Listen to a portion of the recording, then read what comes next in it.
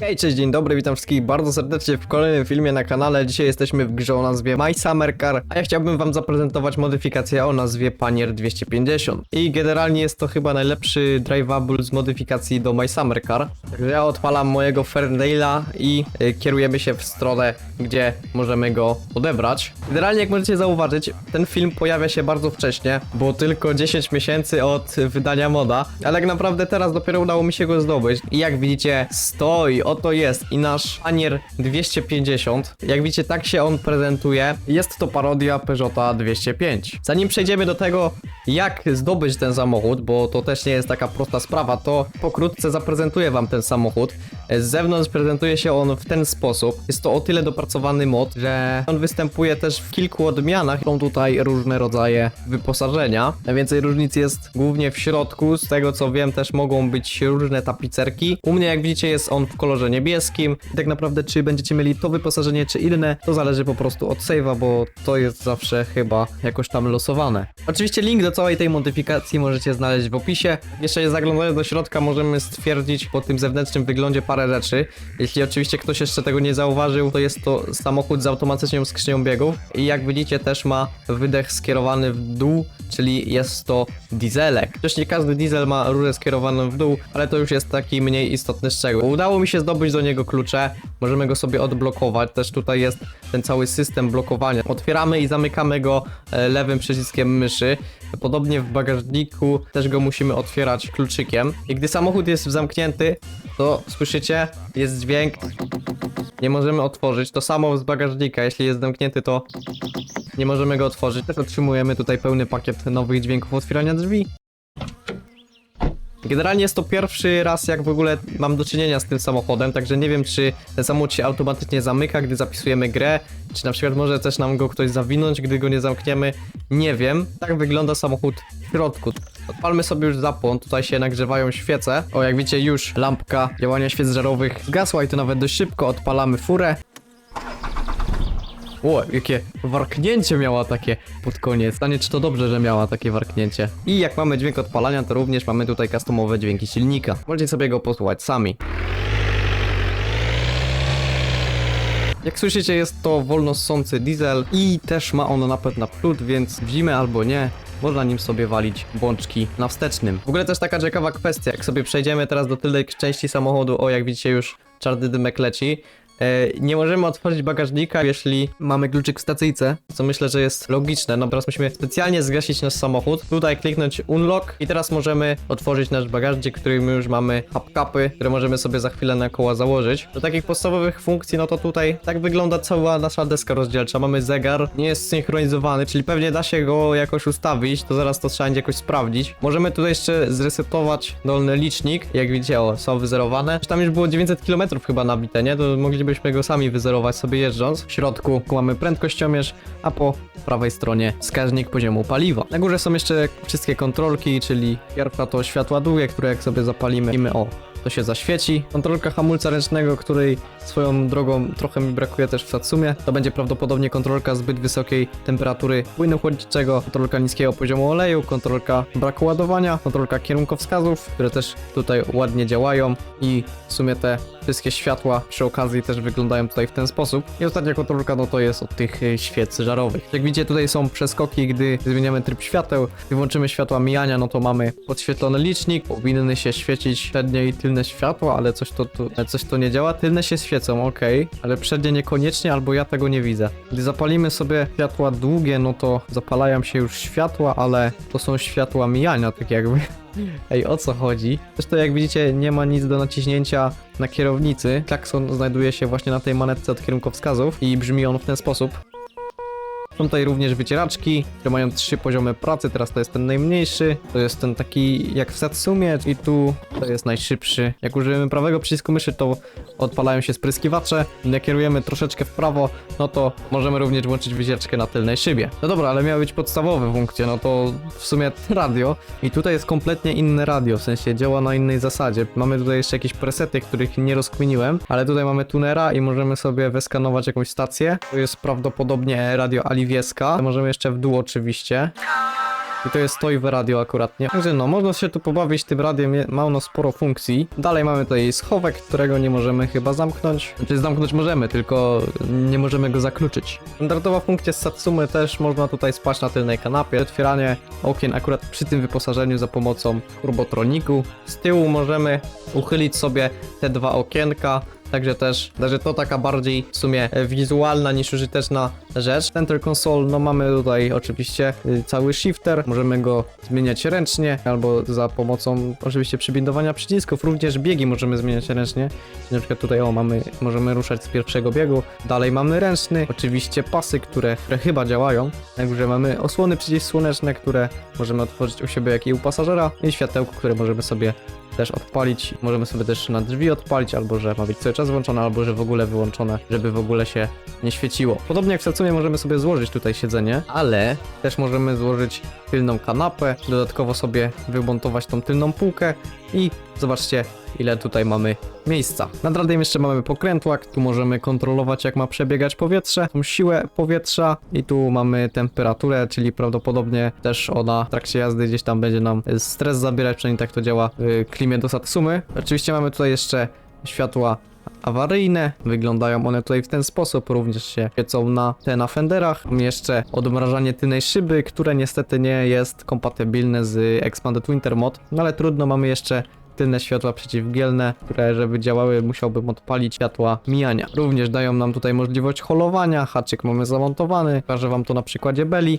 O, jak widzicie, nawet daje radę. Oj, to chyba koniec, no ale bela postawiona pionowo to jednak dla niego już za duże wyzwanie. W bagażniku znajdziemy sobie 3 hubcapy, które możemy nałożyć na nasze felgi. Czwarty z nich znajduje się za fotelem kierowcy i też możemy go elegancko sobie przyczepić. No ale dobrze, jeśli już mi się udało ten samochód pokrótce wam przedstawić, no to teraz pytanie, jak go zdobyć? Musimy dostarczyć rolnikowi wszystkie bele do jego garażu, wtedy on daje nam dostęp do tego samochodu. Jeśli dowieziemy te bale, to dostajemy tylko i wyłącznie kluczyk do samochodu, nie dostajemy ani marki, ale jeśli dowieźliście te bale tylko przed tym jak wgraliście tego moda, pan Towaka, czy jak tam czyta się jego nazwisko, przyśle nam kluczyki razem tam z listem, z taką krótką notką, w którym jest napisane, że nie jest już w stanie jeździć przez jakąś tam chorobę serca, coś w tym stylu. Jeśli chodzi o całą tą pracę związaną z balami, no to możemy ją ukończyć ułatwiając też sobie, wgrając dodatkową modyfikację, jaką jest Able's Improvement, która dodaje nam taką specjalną opcję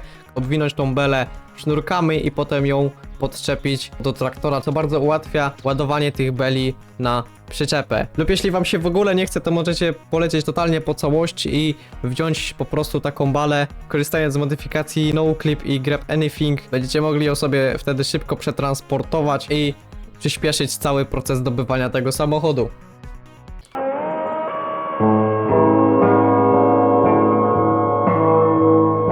No trochę czasu zbieranie tych beli zajęło, bo dokładnie chyba 3 streamy od 1,5 do 2 godzin i też jednocześnie 3 doby w grze. No i chyba nadeszła pora, żeby zalać nasz samochód dieslem. Możemy też tutaj wlać oczywiście olej opałowy, czyli ten zanieczyszczony diesel, który będzie tańszy, bo 2,51 to i tak drogo w sumie. Zdarza się, że jest poniżej 2 marek, no ale wiecie, też zalewając to paliwo ryzykujecie dość sporym mandatem potem, gdy policja was zatrzyma. I bak tu ma pojemność, strzelam, że około 50 litrów. Jego wadą jest to, że nie skręca. Dlatego też chyba wymaga zmiany opon i jest to tutaj jak najbardziej możliwe. Od ziomka z okularkami w czarnej koszulce, który mieszka w żółtym domku obok kościoła od strony jeziora, możemy kupić nowe felgi, w sumie też razem z oponami, no bo te, które mamy w sumie nie są nawet takie złe. Okej, oczywiście kupimy, teraz pojedziemy sprawdzić, jak one się prezentują na tym samochodzie. Również możemy to kupić tylny panel z głośnikami, który możemy tutaj sobie wstawić zamiast tego zwykłego. Okej, ale teraz sobie go usuńmy, złóżmy tylną kanapę i zobaczmy w praktyce, jak dużo możemy upchać do tego samochodu. Nawet teoretycznie mógłby usiąść tutaj pasażer, tylko trochę tym miota. No dobra, na razie złóżmy to siedzenie i niech tak zostanie. I wyruszamy. Ło, ale mieli. Żeby jeszcze dociążyć ten samochodzik, to sobie zajedziemy tutaj i dokupimy te 3 piwka, które Tejbo nam może sprzedać. Jeszcze sobie weźmiemy te puszkowane i zobaczymy, czy to wszystko się tam zmieści. No jak widzicie, udało nam się wszystko to zapakować. Mamy tutaj całkiem sporo piwa i dalej kierowca może tutaj poczuć się nawet całkiem chyba komfortowo. Pomijając oczywiście to, że jest tu trochę klaustrofobicznie, ale nam to tutaj za bardzo nie przeszkadza.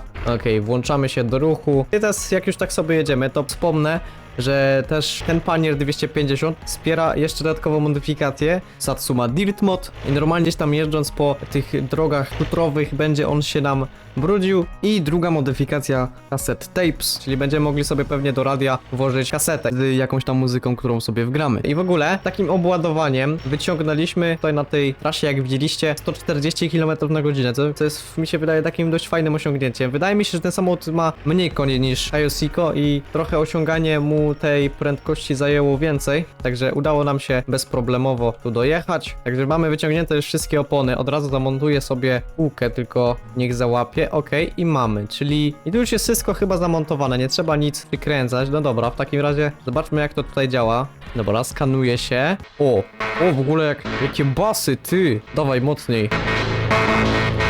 Czujecie te basy? Ja nie. Całkiem fajny to jest detal, wam powiem szczerze. A właśnie, kupiłem też spraye, bo podobno ten samochód je wspiera i możemy go sobie maznąć na taki jaśniejszy niebieski przykładowo. Maskę sobie walniemy na czarno, tylko niech załapie. O, i grill też. I wygląda tak bardziej sportowo, w sumie nawet fajnie. Czyli tutaj jest śrubka o numerze 14, nią się przykręca koła. Czy my możemy normalnie jeździć na odkręconych kołach? Serio? Dobra, najpierw polecą te. No kurczę, powiem wam, te felgi mega tu siedzą. Przejedźmy się gdzieś, zobaczmy. Także no, teraz naprawdę jedyną wadą tego samochodu jest to, że on jest w dieslu. Zobaczymy jeszcze, jak siedzi na tych 5-spoke.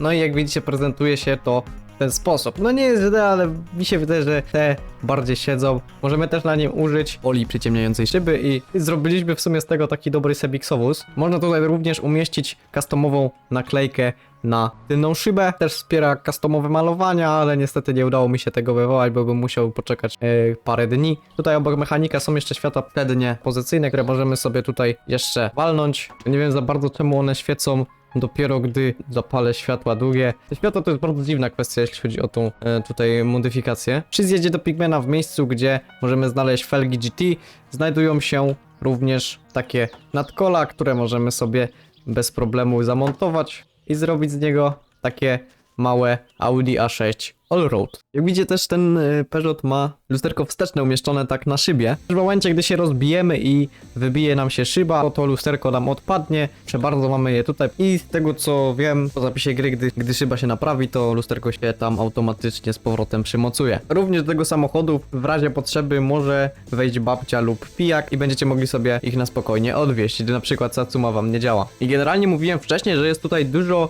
opcji wyposażenia. Pobrałem taką paczkę save'ów i tutaj po prostu macie w środku folder mod, którego wrzucacie do swojego save'a, czyli możecie mieć z własnym save'em na przykład Paniera, jakiego będziecie chcieli, ale zobaczcie, ile tutaj jest tych w ogóle wersji, nie? Co my tu na przykład mamy kierownicę plus tail panel, czyli kawałek tam klapy bagażnika jest w kolorze tak jakby świateł, ale tutaj na dole mamy plik save'a, który nazywa się All Extras. I ten plik to jest właśnie full najlepszy pakiet, jaki możemy mieć do tego Paniera i możemy go sobie wgrać. Jak widzicie, też jest losowa tutaj tablica rejestracyjna. Ja normalnie na swoim save'ie miałem ją inną. Jak widzicie, tutaj mam do niego klucze. Jest tutaj również inna tapicerka na fotelach, są inne dywaniki, wszystko jest w takim kolorze zielonym, morskim, w takie kratki. Również jest tutaj inna kierownica, też losowo generowany jest przebieg. Tego co wiem, jest tam od 200 000 do nawet ponad 300. Tu jest na przykład lekko ponad 200, także nie jest źle. Ten przebieg, który można zresetować, jest